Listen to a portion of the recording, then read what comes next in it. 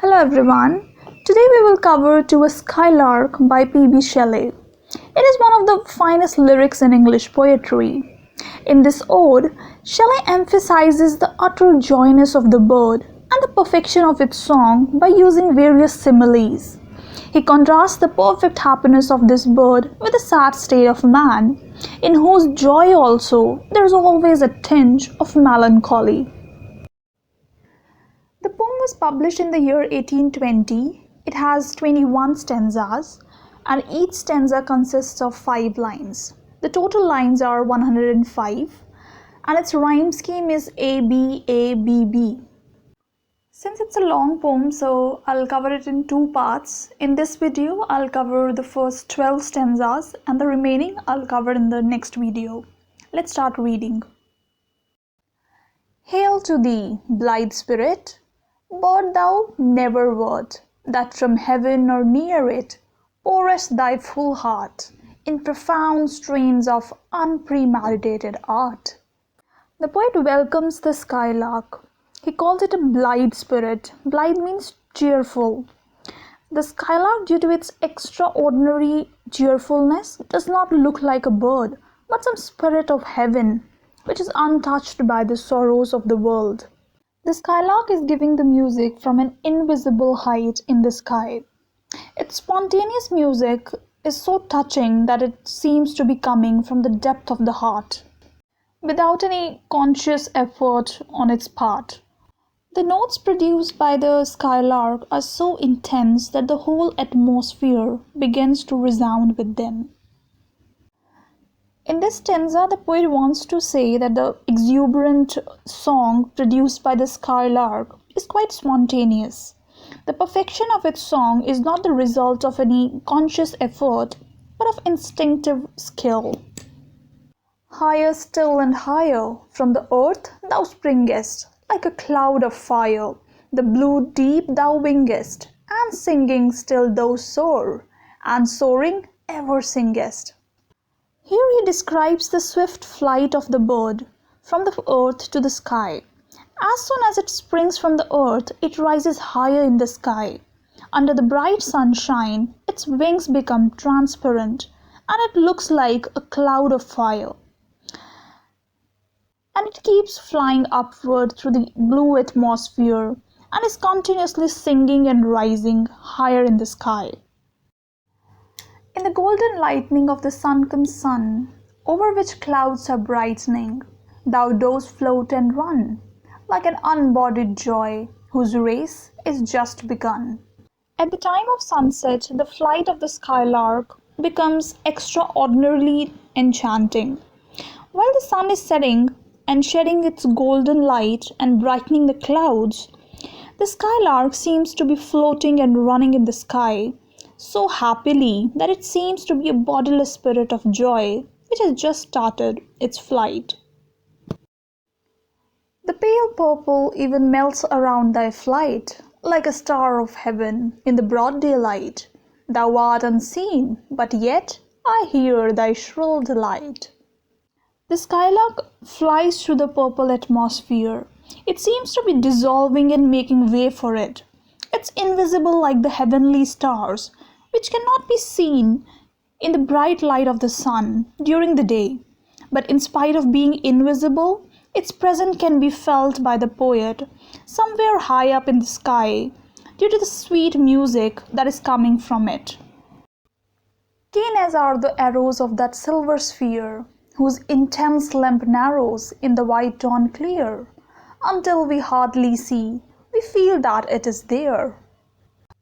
Just as at dawn the rays which are coming forth from the moon become dim on the account of the brighter light of the sun, but we still feel the presence of moon, in the sky. In the same way, the sweet notes of the music poured forth by the skylark, we can be sure of its presence in the sky, though it is invisible. All the earth and air with thy voice is loud, as when the night is bare from one lonely cloud, the moon rains out her beams, and heaven is overflowed. The whole atmosphere seems to be resounding due to the sweet song of skylark. Just as at night when the sky is clear, but the moon is covered by lonely cloud, but still it pours its rays and fills the whole sky with light. The skylark is also invisible like the moon, hidden behind a lonely cloud, but the sweet notes of its song fill the whole atmosphere with music. What thou art, we know not. What is most like thee? From rainbow clouds there flow not drops so bright to see, as from thy presence showers a rain of melody. As the skylark is invisible, the poet is not sure what it looks like. All that he knows is that it pours a sweet shower of music which surpasses in its effect even the shining drops of rain falling from clouds with the rainbow.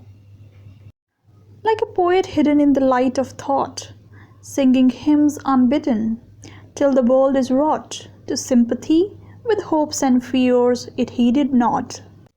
The poet compares the skylark to a poet who is not properly understood by people due to his lofty ideas present in his poetry, but he remains unaffected by the lack of appreciation and keeps on composing poems until one day people are awakened to the beauty of the thought contained in his verses. The people then begin to appreciate his original ideas and sympathize with the hopes and fears which are given expression to in his poetry.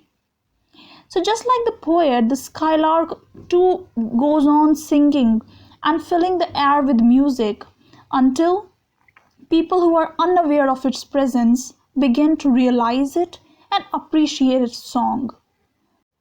Like a high-born maiden in a palace tower, soothing her love-laden soul in secret hour, with music sweet as love, which overflows her bower.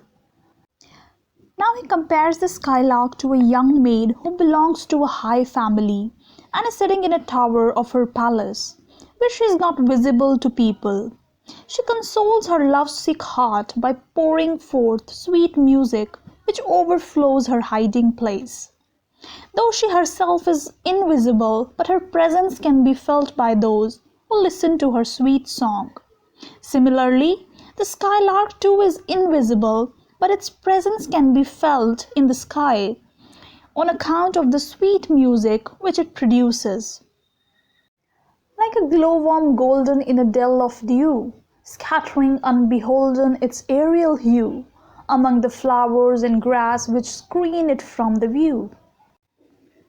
The skylark is now compared to a glowworm, which is hidden behind flowers and grass in a valley, which is covered with dew.